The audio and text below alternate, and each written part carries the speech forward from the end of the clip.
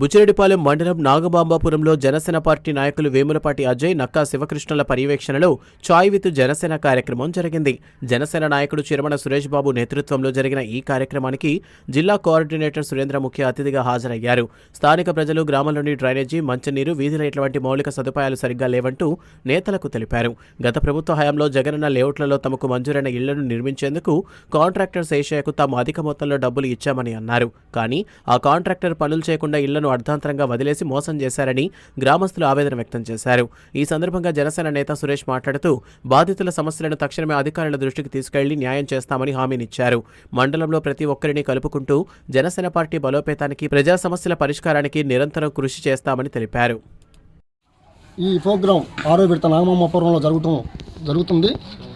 చాయ్ with జనసైనిక్ కార్యక్రమం వేములపాటి అజయ్ గారి పర్యవేక్షణలో నక్కల శివకృష్ణ గారు, అదేవిధంగా గాదిరాజు జీవనకృష్ణ గారి పర్యవేక్షణ జరుగుతుందండి.